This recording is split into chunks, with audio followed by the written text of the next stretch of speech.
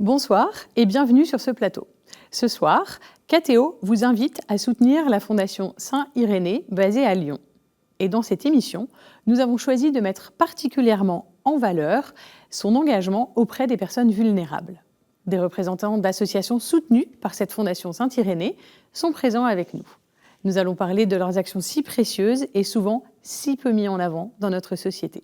Étienne Piquet-Gauthier, bonsoir. Bonsoir. Alors, vous êtes le directeur de cette Fondation Saint-Irénée qui existe depuis 12 ans à Lyon. Pourquoi avoir choisi de parler des personnes vulnérables ce soir ? Parce que la société est fragilisée et il y a un certain nombre de fragilités, de vulnérabilités que l'on constate tous les jours. Et que la Fondation Saint-Irénée, elle porte le nom du deuxième évêque de Lyon, qui est mort en 202, récemment reconnu comme le 37e docteur de l'Église, qui est quand même pas rien. Et son nom, ça veut dire pacifique. Et nous, l'ambition de cette fondation à Lyon, c'est d'essayer de pacifier la société, d'apaiser, de mettre du baume et de prendre soin des personnes qui sont vulnérables, parce que de toute façon, on est tous vulnérables. Et alors, juste en quelques mots, les domaines d'action de la Fondation ? C'est une fondation qui agit dans les domaines de l'éducation, de la culture, de la communication et de la solidarité, donc assez généraliste. Elle agit à Lyon, mais pas seulement, dans la région évidemment, et au-delà, puisque nous avons aussi beaucoup d'actions en Irak, au Liban, et dans des pays qui ont besoin de nous. Alors, Sol Fernandez-Bounan, vous êtes chargé de mission à l'ACLAM. Alors, l'ACLAM, vous nous dites ce que c'est ? Donc l'ACLAM, c'est une association qu'on peut dire appui ressources pour une cinquantaine d'associations situées dans les territoires du diocèse de Lyon. Et donc on soutient les bénévoles qui accompagnent les personnes migrantes au quotidien. D'accord. Et ACLAM, c'est l'association catholique pour l'accueil et l'accompagnement des migrants. Voilà, c'est bien ça. Merci Sol. Laurent Denisot, bonsoir. Bonsoir. Alors vous êtes anthropologue et vous êtes directeur du département de la formation humaine de l'UCLI. L'UCLI, c'est l'Université catholique de Lyon. Et vous intervenez dans la chaire qui est assez récente, qui s'appelle la chaire des vulnérabilités. Puis nous reviendrons tout à l'heure sur cette notion de vulnérabilité avec un côté un petit peu effectivement anthropologique. Et puis enfin, Marina Al-Rubaé, donc vous êtes la vice-présidente de l'association Pause Brindille. Pause Brindille, c'est une association qui met en lien de jeunes aidants. Est-ce que vous pouvez nous dire comment est née cette association ? L'association est née pendant le confinement, le premier confinement.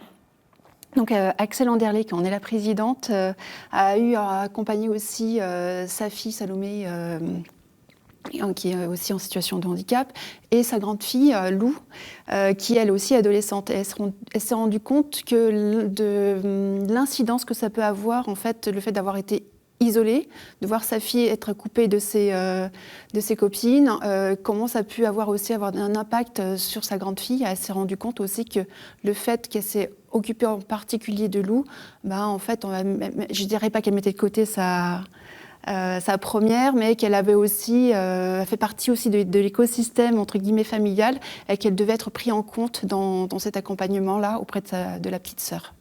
Et donc la Fondation Saint-Irénée soutient financièrement ou par d'autres moyens tout un tas d'associations dans le diocèse de Lyon. La Fondation, elle soutient 80 associations par an, pour à peu près 3 à 4 millions d'euros. Et donc depuis 12 ans, ça fait pas loin de 750 projets qui ont été soutenus. Et beaucoup, notamment au moment du confinement, mais beaucoup sont dans le domaine des vulnérabilités et de l'accompagnement solidaire et social. Donc on a deux représentantes d'associations ce soir avec nous. Marina, est-ce que vous voulez bien nous raconter un peu votre rôle d'aidante auprès de vos parents ? Ah oui, en fait, l'histoire recommence aussi parce que j'étais aidante et je suis toujours, mais j'étais aidante à partir de l'âge de 6 ans. Mes parents, il faut le savoir, sont sourds. Donc la particularité, c'est que depuis toute petite, je suis leur interprète, c'est-à-dire que je leur prête mes oreilles et ma voix pour leur faire entendre à l'extérieur, pour tout ce qui est de la vie quotidienne, la démarche administrative, rendez-vous chez le docteur, au sein de la famille. Donc j'ai vraiment pris à cœur ce rôle déjà depuis toute petite, de manière naturelle, sans me poser trop de questions.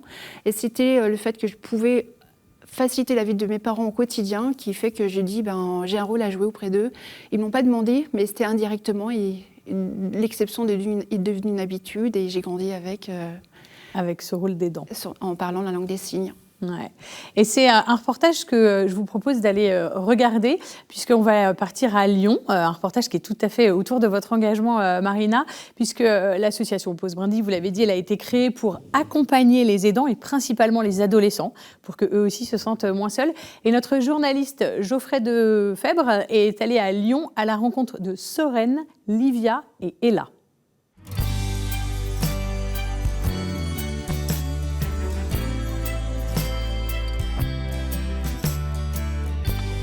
Je m'appelle Livia, j'ai 14 ans et je suis la sœur de Sorène qui a fait un AVC in utero et je fais partie de la Pause Brindille. Je m'appelle Ella, j'ai 8 ans et demi et je suis la sœur de Sorène et de Livia. Moi je suis aidante de mon frère parce que mon frère il peut pas se débrouiller tout seul, il peut pas aller à l'école tout seul, on est toujours obligé de s'occuper de lui. Des fois Sorène il essaye de mordre, donc c'est à ces moments où j'ai envie de pas être aidante et avoir un frère normal. C'est assez compliqué d'avoir Sorène tout le temps, tous les jours. Surtout que cette année je passe le brevet, donc ça me demande beaucoup d'être dans mes devoirs, beaucoup de révision, d'être concentrée et tout. Il veut me demander quelque chose et moi ça m'énerve un peu. C'est toujours la même chose avec Sorène, il est beaucoup en répétition et du coup moi j'ai pas envie, je fais exprès de courir et puis lui il me court après. Moi je parle beaucoup avec mes copines. Je leur raconte que c'est dur. Par exemple, Alice, elle est déjà venue beaucoup de fois dormir ici. Elle a vu Sorène comme c'était dur de s'occuper d'un frère comme ça. Donc maintenant, je pense qu'elle comprend. À la Pause Brindille, tu sais que si tu y vas, personne ne te jugera et donc c'est différent des autres activités. C'est que pour les jeunes aidants, donc on n'est pas avec nos proches handicapés ou d'une addiction et on souffle d'une après-midi ou une journée. C'est assez cool. Mes moments préférés avec mon frère, c'est quand on lui fait des guilis et que je vois son beau sourire.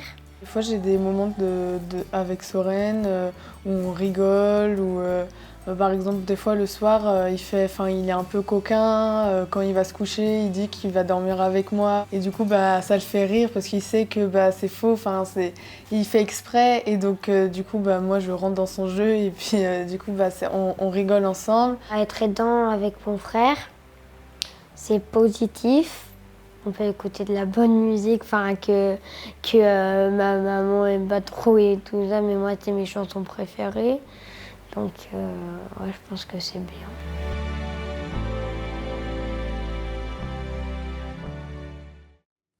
Alors Marina, vous vous retrouvez un peu dans cette famille ?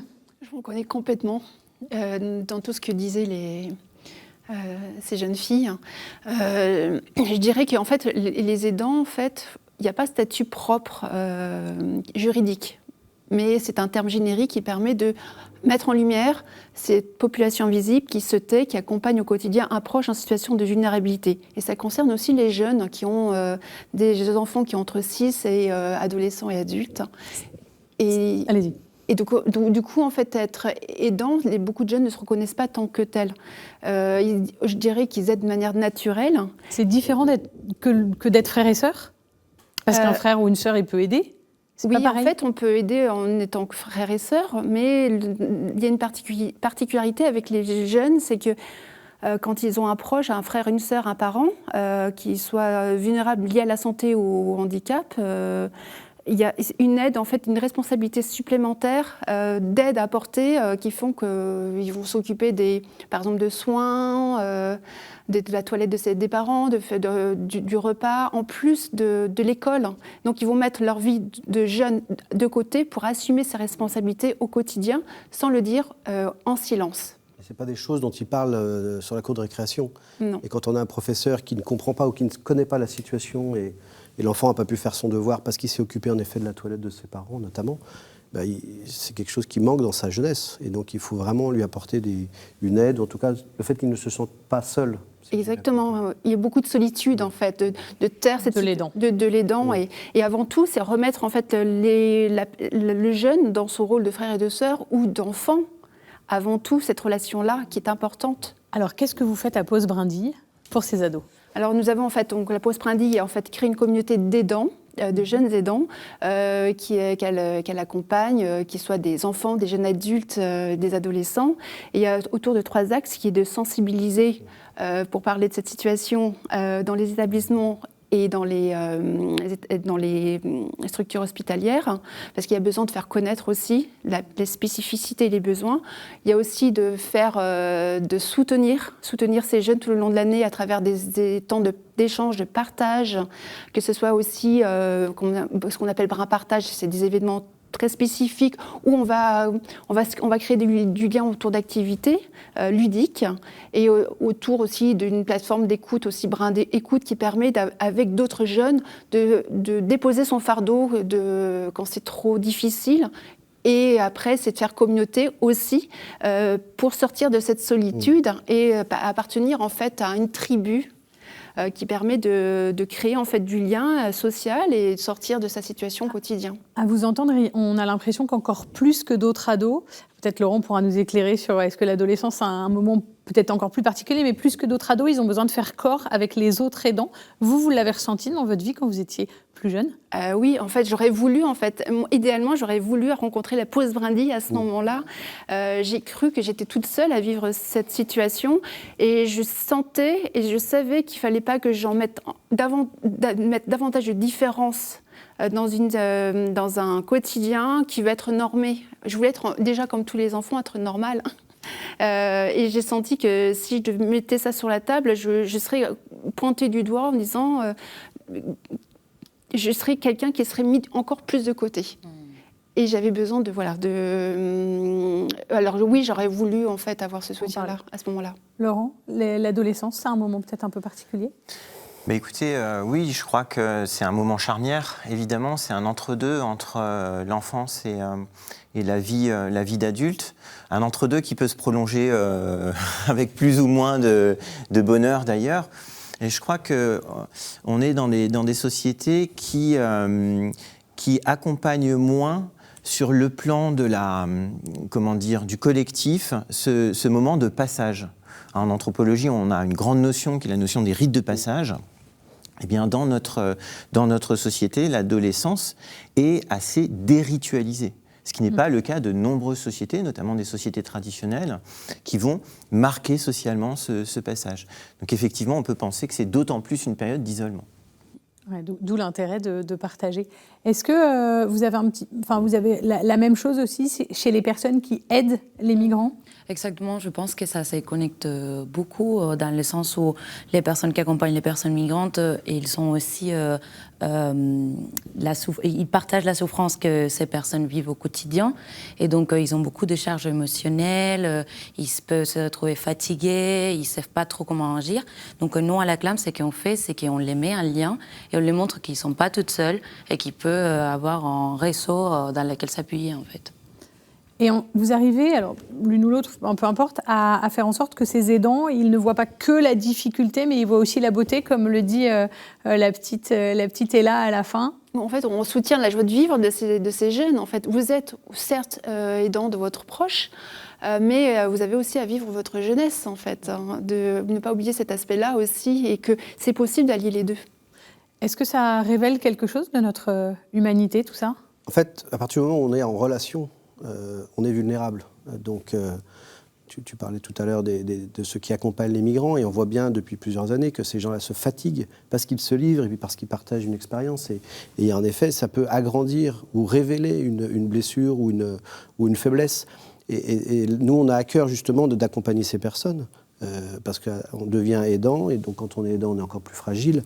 Et donc notre idée, c'est que de toute façon, tôt ou tard, on est toujours vulnérable et on est toujours fragile de quelque chose. Donc voilà, si on peut nous aider modestement à travers des soutiens qu'on apporte à des gens qui se donnent, parce que l'enjeu il est là, c'est-à-dire, je pense que Laurent en parlera mieux que moi, mais c'est vraiment cette notion de de fraternité, de charité au sens évangélique. C'est-à-dire que Jésus, il s'est occupé de ces personnes-là, quoi.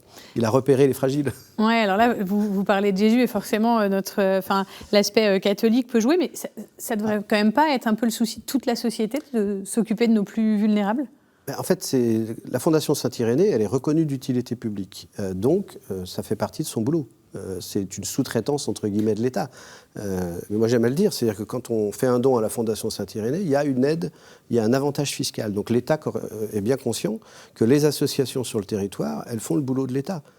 Et elles font le boulot de l'humanité. On parlait tout à l'heure des humanités ou de l'anthropologie, mais enfin, on a bien vu avec la crise du Covid, on s'est rendu compte qu'on n'était plus immortel, on allait mourir, c'est des choses qui arrivent, et qu'on était vulnérable. Voilà, on pouvait attraper une maladie terrible, on a mis des masques, on ne va pas refaire tout le cinéma là-dessus, mais en tout cas, on a vu que finalement, on était tous vulnérables. Et l'État a eu quelques défaillances, et on a bien vu, par exemple, que les associations sur le terrain, elles étaient là. C'est-à-dire, quand on a coupé l'eau pour les SDF dans les villes, à Lyon notamment, qu'il n'y avait plus rien à manger, il n'y avait plus de possibilité de faire l'aumône, c'est les paroissiens qui se sont réveillés en disant on va faire des repas. On va faire des repas. Ça révèle quelque chose de notre société ? Alors je crois qu'il y a une chose très importante qui vient d'être dite et il faut la souligner, c'est qu'on pense effectivement tout de suite à une prise en charge collective des personnes exposées à la vulnérabilité, dans les multiples expositions possibles à la vulnérabilité. Et on est, nous, dans des sociétés qui vont avoir des institutions pour ça. On va avoir une institutionnalisation de l'aide. Donc ça, c'est évidemment une grande chance, mais le pendant, qui peut être assez négatif, c'est que, vu qu'on a des institutions qui prennent en charge l'autre en difficulté de manière générale, eh bien, ça peut nous conduire à nous déresponsabiliser chacun et finalement à avoir beaucoup moins de démarches individuelle envers son prochain.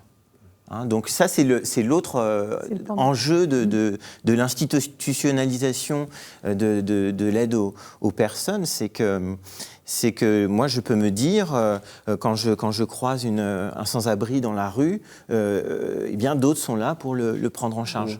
Donc, vous voyez, on perd un peu un sens de la relation et de la solidarité qui m'engage moi-même en tant que citoyen et puis aussi plus généralement en tant qu'humain. Et donc Marina, on peut dire que vous êtes complètement l'inverse, puisque vous êtes vice-présidente de cette association, donc là pour l'engagement. Nos téléspectateurs, nous, qu'est-ce qu'on peut faire pour aider ? Alors peut-être là, plus particulièrement Pause Brindille, mais vous avez besoin de quoi ?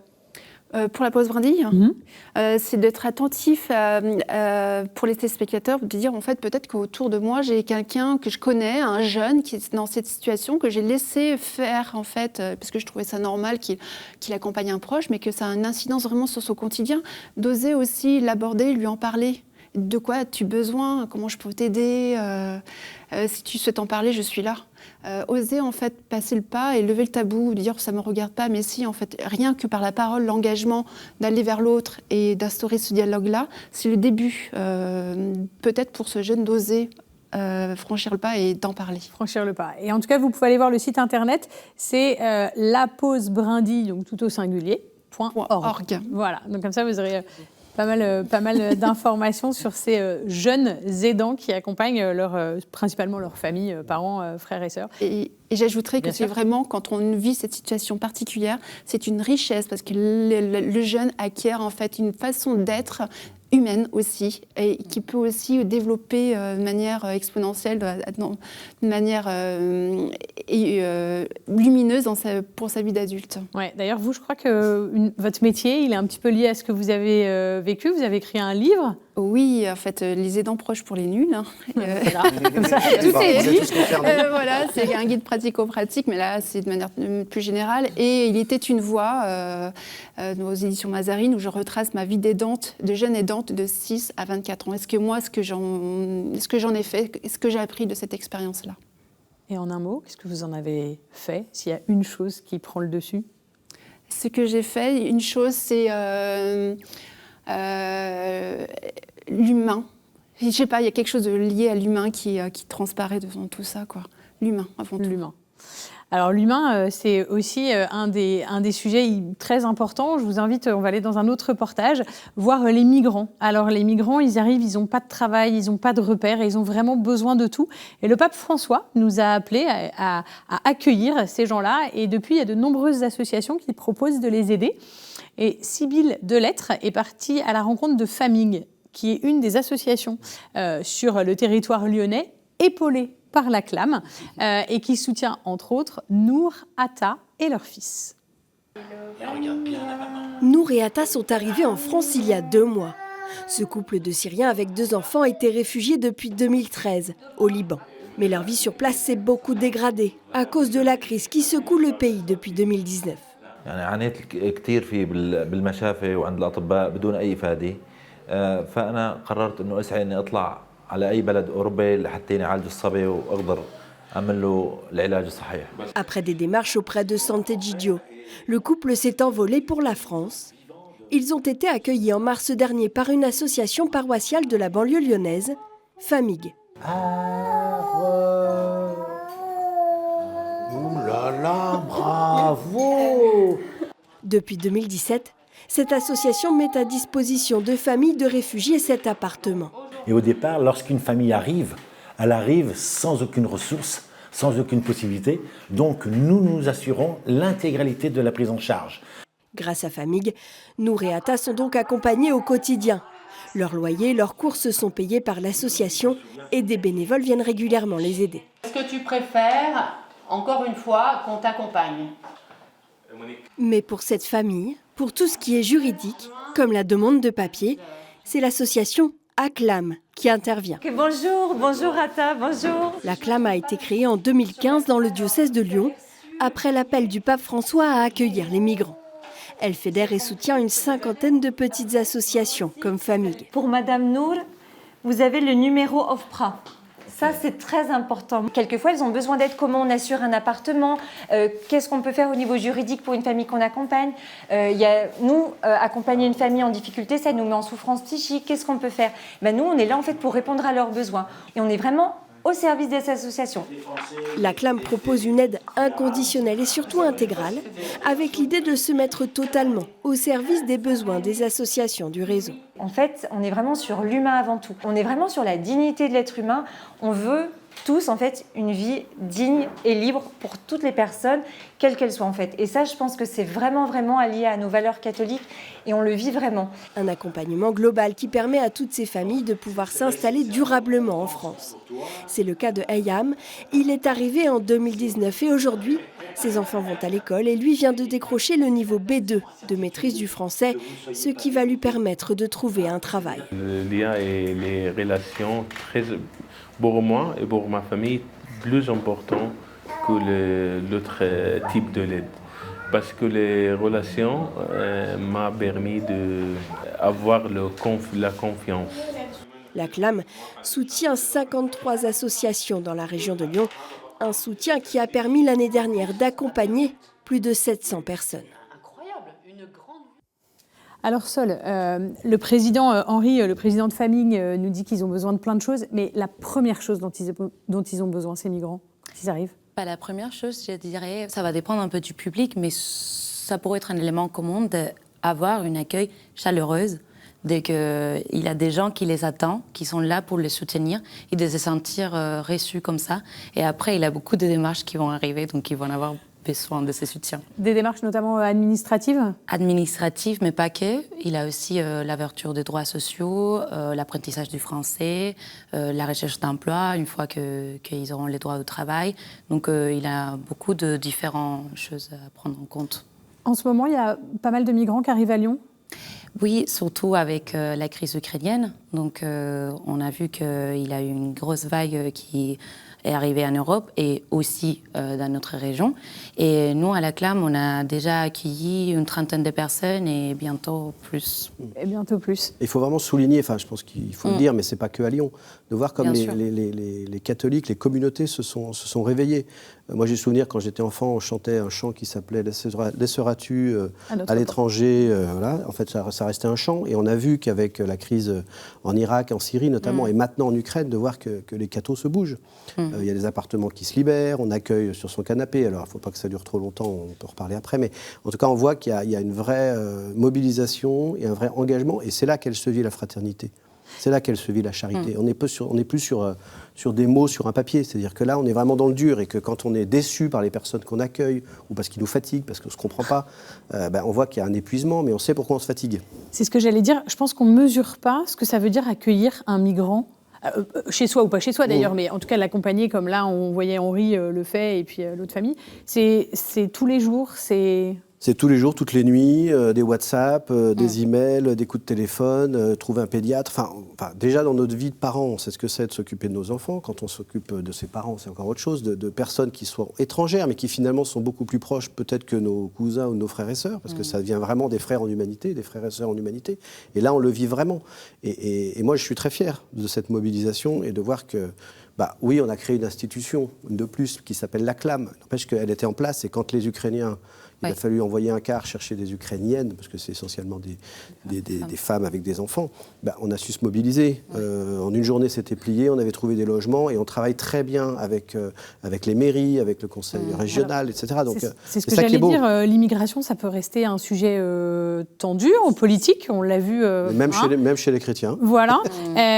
On arrive à faire des ponts, ça s'apaise en tout cas, on le vit. Donc oui, mais on voit bien que on vit la vulnérabilité de ces gens-là, mais qui viennent chez nous. Voilà. Moi, je me suis toujours dit, je me suis beaucoup occupé de l'Irak au moment de Daesh, et je me suis dit, si nous, ça nous arrivait, parce qu'on voit bien quand on accueille, mais si c'était nous qui devions quitter notre pays, peut-être quitter la foi, parce que c'était la question pour les chrétiens d'Irak, vous abjurez, vous changez de religion. Il n'y en a pas un qui a changé de religion. Est-ce que moi, je suis capable de le faire ? Est-ce que... alors, je voudrais qu'on revienne sur deux choses. La première, c'est peut-être réexpliquer ce que fait la CLAM par rapport à d'autres associations. Là, on l'a vu dans le reportage Famig. Vous pouvez nous réexpliquer comment ça s'articule, tout ça ? Oui, c'est un peu complexe parce que c'est un peu particulier. Donc, on a différentes associations sur le territoire du diocèse. Donc là, on a 53 associations paroissiales ou collectives, ça va dépendre. Et eux, pour le coup, ils accueillent les personnes migrantes directement. Donc, c'est les bénévoles qui accueillent soit dans les paroisses, soit dans des logements autonomes, voilà, et ils font les suivis au quotidien.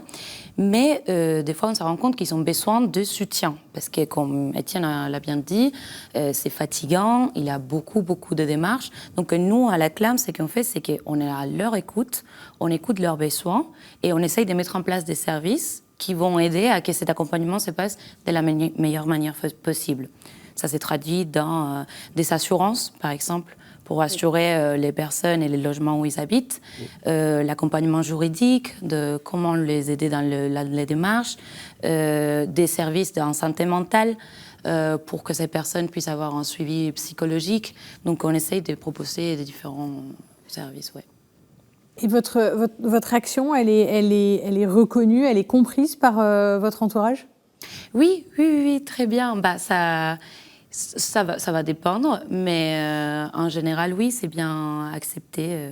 Voilà. Et puis, je dirais même que les services de l'État ont un interlocuteur. C'est-à-dire que souvent, nous, on peut agir avec la CLAM en appelant le directeur de cabinet du préfet ou le préfet ou des choses qui peuvent débloquer. Parce que quand ils débarquent en France, ils tombent quand même sur une administration qui est quand même, même pour nous, c'est déjà compliqué. Donc pour eux, c'est impensable, parce que le papier, ils vont le chercher, ils donnent un coup de tampon quand c'est chez eux.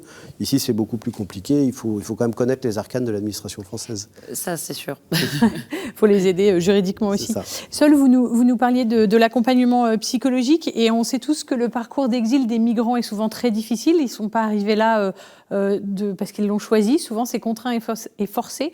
Et ça peut conduire à des syndromes post-traumatiques. Et vous avez monté un partenariat avec un psychiatre, le docteur Emmanuel Contamin, que je vous propose d'écouter et qui va nous parler de méthodes pour les aider. Donc en quelques mots, l'EMDR, c'est une thérapie qui fonctionne un petit peu comme remettre en place une sorte de cicatrisation de la mémoire dans le cerveau. On va utiliser ces stimulations parfois comme ça, ou bien on va utiliser les mouvements des yeux en guidant la personne pour qu'elle suive sa main qui va de droite à gauche entre un dessin du souvenir traumatique et un dessin de la sécurité du présent. Sur 22 participants, on voit à gauche la situation des participants avant le cycle de 5 ou 6 sessions, et à droite, on voit que pour presque tous, ça a vraiment nettement diminué. Donc c'est ça ce qui est très intéressant, c'est que quand les personnes ont moins de stress post-traumatique, ils peuvent repartir dans une sorte de spirale positive où ils sont plus capables de sortir de chez eux, d'entrer en relation, de faire des démarches et de construire une dynamique psychosociale positive. Alors Sol, pourquoi avoir mis ce soutien en place auprès de la CLAM ? Bon, déjà parce que les parcours d'exil est déjà complexe et dur à vivre. Les moments qu'on sort de notre pays, on est déjà vulnérable parce qu'on a laissé notre famille, notre lieu connu et tout ça. Donc quand ils arrivent, c'est pas le cas pour tous, mais il y en a plusieurs qui ont des forts troubles psychiques. Donc ça les handicapait pour leur quotidien en fait, pour l'apprentissage de la langue, pour pouvoir même sortir de chez eux. Donc on a décidé de mettre en place, grâce à la proposition de Dr Quentamant, ces sessions d'MDR. Et là, ça avance, ça fait depuis 2018, ça avance. Et là, on a un partenariat avec l'hôpital Édouard Herriot, avec les centres régionaux de psychotraumatisme. Et c'est eux qui ont pris les relais et on continue à faire les séances avec eux. Parce qu'avant que vous montiez ce partenariat, il y avait moins d'aide psychologique ? Exactement. Ouais, c'était que de la part d'un bénévole, le docteur Quentamant, qui est un professionnel bien sûr, mais là on a le soutien de cet hôpital. Le migrant, il est plus particulièrement vulnérable ? Alors je ne dirais pas qu'il est plus particulièrement vulnérable, mais il fait l'épreuve, une épreuve considérable, qui est une épreuve de la remise en question de repères sur lesquels il arrive à construire son existence. Si je vous demande qui êtes-vous, vous allez répondre en donnant un nom, donc en vous identifiant par une généalogie. Vous allez répondre en disant je suis journaliste, donc en vous identifiant par un métier, je suis française, en vous identifiant par un territoire. Or, le migrant, il faut imaginer que tout ça vole en éclats à un moment. Hein. Et il y a une chose qui est très très importante, c'est d'interroger la figure du migrant. C'est-à-dire, quand je dis interroger la figure du migrant, c'est comment nous-mêmes voyons-nous les migrants. Et on a souvent à voir le migrant comme quelqu'un qui arrive, mais presque comme quelqu'un qui serait sans passé, tout entier tourné évidemment vers une situation de présent. J'ai un collègue qui s'appelle Alexis Nous, qui est professeur à Aix, qui a une très très belle proposition pour justement interroger le regard que l'on porte sur le migrant. C'est de ne plus parler de droit d'asile, donc entièrement tourné vers ces démarches administratives extrêmement complexes, mais de droit d'exil. Et parler du migrant comme un exilé, c'est finalement faire vivre tout son passé, tout le récit, garder le récit à partir duquel il se construit comme sujet. Et je pense qu'effectivement, ça passe par une prise en charge par des psychologues, ça passe par énormément de choses. Mais faire vivre ce passé, continuer à faire vivre ce passé, non pas en fantasmant de le retrouver, mais parce qu'il participe à la construction du sujet. Et aussi pour les donner en valeur dans notre société. Exactement. Parce que des fois, on oublie qu'ils sont des passés, qu'ils sont des professionnels, qu'ils ont fait des études, et quand ils arrivent... J'ai été chercher une pizza l'autre soir. Vous allez voir, c'est pas complètement à côté de la plaque. Hein. J'ai été chercher une pizza l'autre soir, et donc j'avais affaire effectivement à un migrant qui avait trouvé un petit boulot pour subvenir à ses besoins. Et en discutant avec lui, il parlait un petit peu français, hein, c'était pas non plus... C'était assez récent, eh bien, il était docteur en physique. Ouais. Donc ça montre bien quand même que, voilà, à un moment donné, ils ont un sentiment de perte d'identité qui est énorme. Donc tout le travail, c'est que cette perte d'identité ne soit pas vécue de manière trop traumatisante. Traumatisante. Sol, comment on peut aider la CLAM concrètement ? Ok, concrètement, donc on a, comme on a déjà dit, on veut montrer notre visage de la migration. Donc ça, c'est les premiers pas, changer notre regard. Aussi, et plus concrètement, ça serait, nous, il y a beaucoup de bénévoles qui profitent de logements autonomes qui est déjà mis à disposition, soit de manière gratuite, soit avec un loyer à prix bas, pour accueillir ces familles et continuer les suivis. Parce qu'une fois qu'ils ont un logement, toutes les démarches continuent à être plus faciles, voilà. Et aussi, soutenir de manière financière, parce qu'on a beaucoup de frais d'avocat à payer. Une fois que les personnes ont leurs papiers, c'est là où ils peuvent vraiment commencer à être autonomes, dans le sens où ils ont les droits au travail, ils peuvent s'intégrer complètement. Donc, c'est vraiment un accélérateur de l'autonomie des personnes. Le logement. Logement et aide juridique. Et l'aide juridique, d'accord. Voilà. Donc, si on a des avocats qui ont envie de donner du temps, surtout n'hésitez pas. Laurent, je voudrais qu'on revienne sur la nouvelle chaire des vulnérabilités. Pourquoi avoir créé cette chaire? Qu'est-ce que ça nous apporte? Alors cette chaire est ce qu'on appelle une chaire d'université. Qu'est-ce que c'est qu'une chaire? Une chaire, c'est un lieu qui va s'établir sur quelques années, mais qui n'est pas amené à devenir pérenne. C'est un lieu de débat, de réflexion.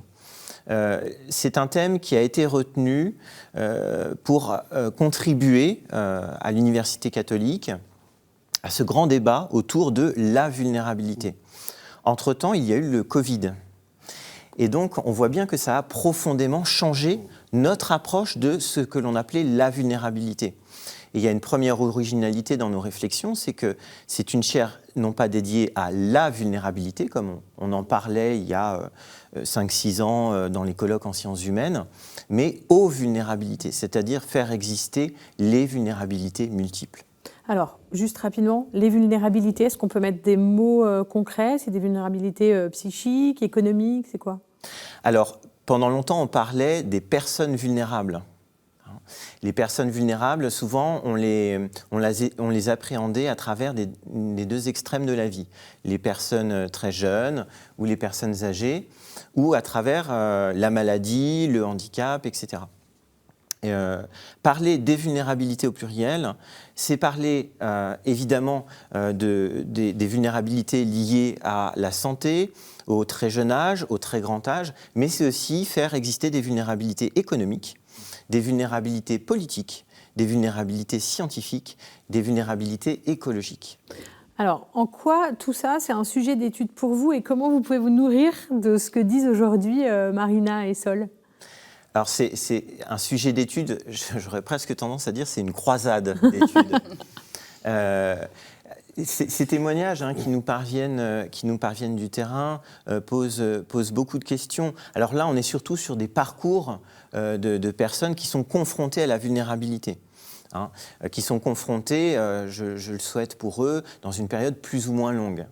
Il y a une chose qui est très importante, c'est qu'on est tous appelés à être confrontés à la vulnérabilité. Ça, c'est quelque chose de très important. Et il me semble que la grande leçon qu'on a tirée du Covid, et effectivement que l'on travaille plus particulièrement dans la chaire des vulnérabilités, c'est ce que vous disiez tout à l'heure, à savoir, nous sommes tous mortels. C'est très vrai, on le redécouvre.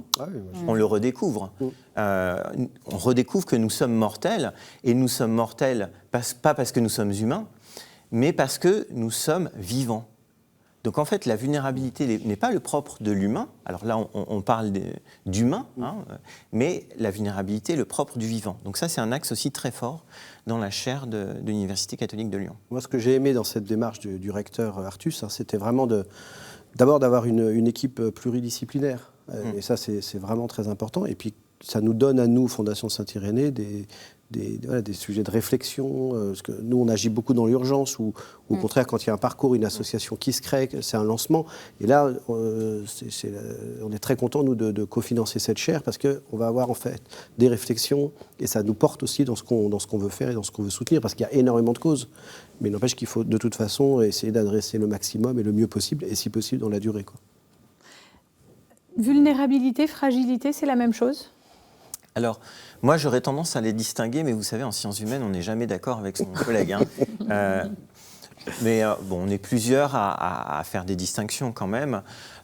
Moi, j'aurais tendance à les distinguer du fait que la fragilité, elle est essentielle.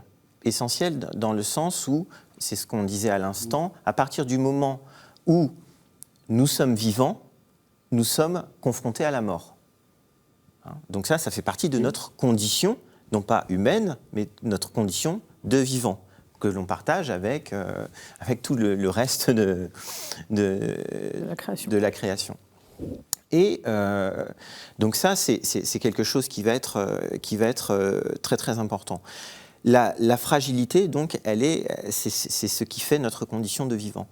La vulnérabilité, j'aurais tendance à la voir comme l'exposition de notre fragilité. On peut prendre l'exemple du verre. Si je place un verre, donc en verre, au milieu de la table, et que je vous demande est-ce qu'il est fragile ou est-ce qu'il est vulnérable, vous allez répondre il est fragile. Il est fragile parce qu'il est fait dans une matière qui peut se briser. Si ce verre, je le pose au bord de la table, là, il est à la fois fragile et aussi, métaphoriquement, vulnérable. Alors, il n'est pas vivant, vous allez me dire, c'est simplement une image, mais il est vulnérable parce qu'il est dans une situation où il peut se briser. Et les réflexions que vous avez dans la chaire, etc., qu'est-ce que ça renvoie sur notre société, la manière dont on devient vulnérable ou dont on accentue les vulnérabilités ? Alors, je pense qu'on a eu beaucoup de réflexions et dans des domaines très, très variés, donc c'est difficile de tirer une conclusion, mais plutôt une ligne de force, j'aurais envie de dire, qui est déjà un déplacement. On ne réfléchit plus sur la vulnérabilité, mais sur les vulnérabilités.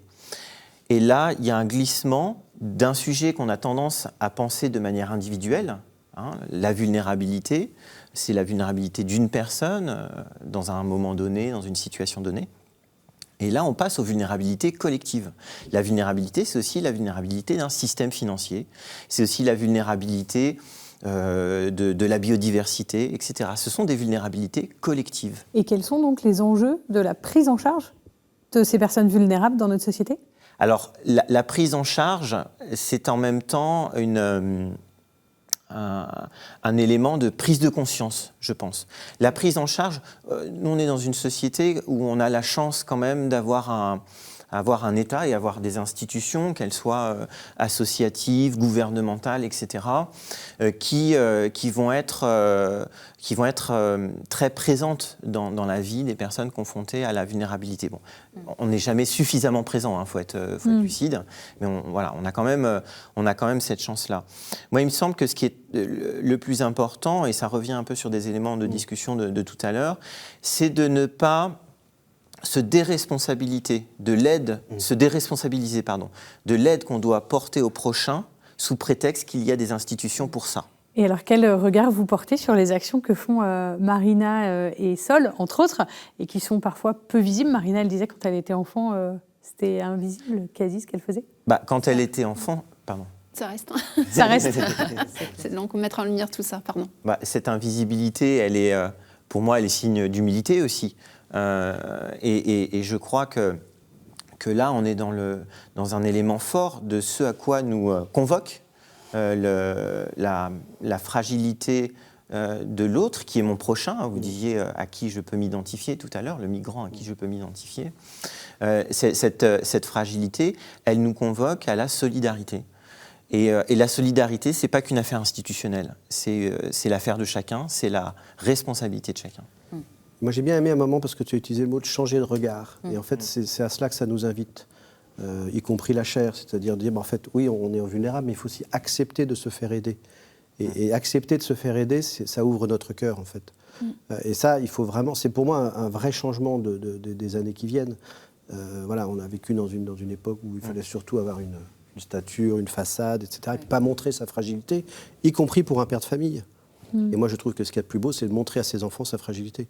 Et est-ce que ce que nous dit le pape François quand il parle de la culture du déchet, et de la culture du déchet aussi de l'homme, qu'on laisse l'homme avec un grand H, qu'on laisse de côté, on est en plein dedans ? On est en plein dedans, c'est sûr. Mais on est en plein dedans, même, c'est pas que le pape François, c'est Jésus qui nous a dit ça au départ.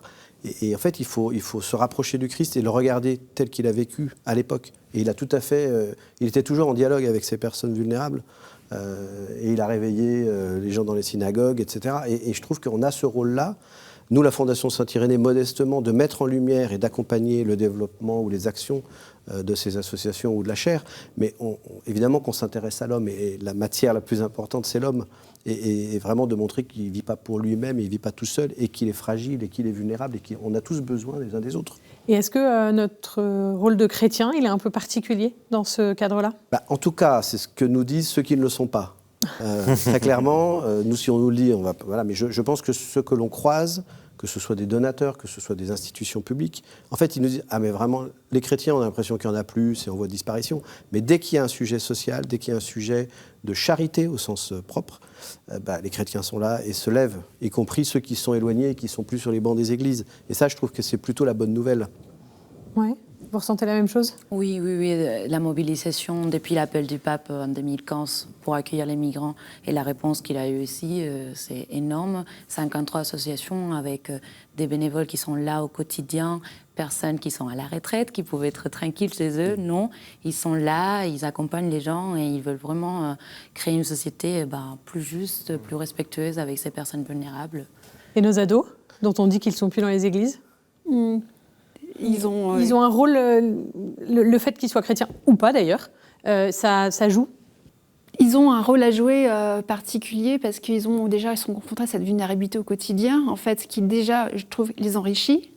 Et qui apporte aussi à créer aussi, à ouvrir les cœurs des autres, parce qu'on les voit agir, on les voit aussi donnent énormément d'amour pour leurs proches, qu'ils s'investissent sans compter, sans compter leurs heures, et ils se disent pas, surtout aidants, ils se reconnaissent pas dans ce terme, mais c'est le mot aimant qui pourrait ressortir de la relation avec leurs proches et qui fondamentale. C'est en fait une relation entre deux êtres humains, plusieurs êtres humains, et c'est cette relation qui se noue invisible entre ces personnes-là, et c'est surtout de l'amour qu'il y a dans ces relations-là. D'ailleurs, l'émoticône qui ressort le plus sur les téléphones portables de nos ados, c'est comme des cœurs. C'est comme... Oui, c'est plutôt rassurant.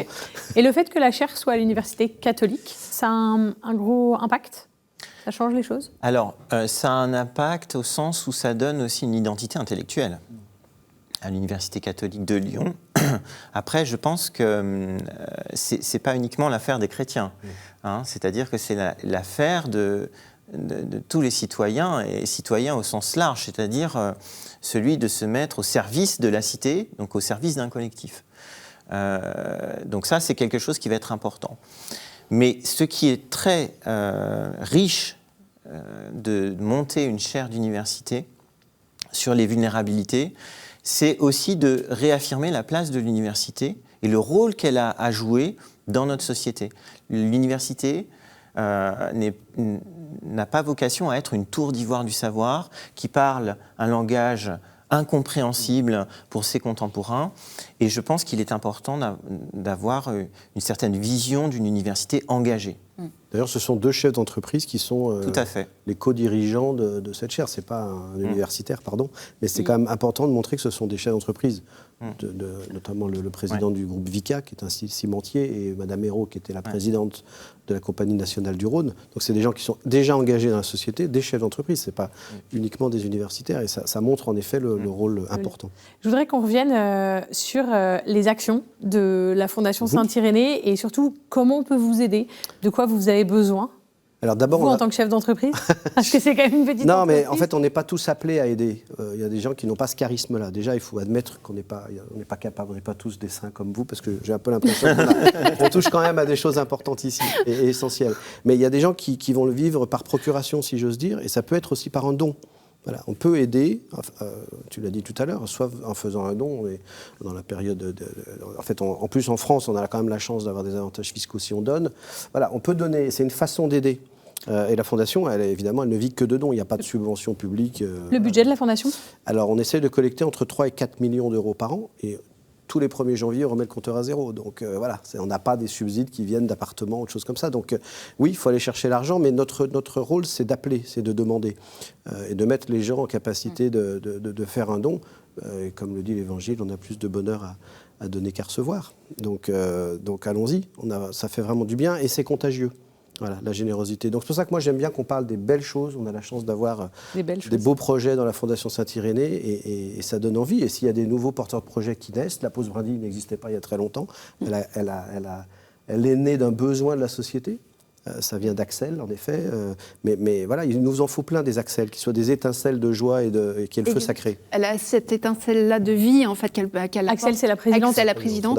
Et c'est important qu'elle met en lumière, en fait, et elle part des besoins des jeunes aidants. Et ce qu'ils ont exprimé, comme vous faites aussi pour votre association, c'est que ça part des besoins qui vont être traduits sur le terrain, par des jeunes aidants pour les jeunes aidants. Alors, on arrive au terme de cette émission. Je voudrais chacun en un mot, un message pour nos téléspectateurs. Pour la Prosbinderie, ce serait être en lien et parler. Et justement, pour le 2 juillet, on a la tribu Brindille Festival qui a lieu à Lyon le 2 juillet. Donc, on invite tous les jeunes à s'y rendre, aidants ou pas aidants, mais voilà. Aidants, pas aidants, venez. Et c'est une manière aussi d'être en lien, de rencontrer d'autres jeunes. Moi, j'aurais envie de dire qu'on ne peut pas faire l'apologie de la vulnérabilité parce que c'est quand même des situations d'épreuve, de violence, etc. Mais la vulnérabilité fait que nous sommes ouverts au monde et nous n'avons pas une relation anesthésiée au monde. Et je voudrais terminer avec une citation d'Audiard. « Heureux les fêlés, ils laissent passer la lumière ». Moi, je veux remercier tous les gens qui s'engagent au quotidien auprès des personnes vulnérables et j'invite les autres à s'engager aussi. Moi, je crois beaucoup à la place des femmes. Alors, je trouve que sur le plateau, il y en a quand même 2, mais on voit vraiment que ce sujet-là, eh ben, il est porté beaucoup par des femmes, par des mères ou simplement des femmes qui ont ça en elles. Et ben, on le voit dans d'autres sociétés, que ce soit en Afrique, au Maghreb, tout ce qui est microcrédit. En fait, je pense qu'on va s'en sortir grâce à elles. En tout cas, quand on voit les sourires que vous avez ce soir, je dis allez-y, engagez-vous. En tout cas, n'hésitez pas à visiter les différents sites internet. Il y a celui de la Fondation Saint-Irénée sur lequel vous pouvez faire des dons, www.fondationsaintirénéeE.org. Il y a aussi celui de la Pause Brindille. Et puis, si vous voulez poursuivre les réflexions, je vous invite à aller visiter le site internet de la Chaire, donc chairevulnérabilité au pluriel.ucli.fr. Vous verrez, il y a pas mal de vidéos qui aident à bien comprendre. Merci à vous d'être venus ce soir. Merci aux différentes associations, celles qu'on a citées, celles qui font partie de la Fondation Saint-Irénée pour le temps qu'elles accordent à nos personnes vulnérables. Merci pour votre éclairage, Laurent.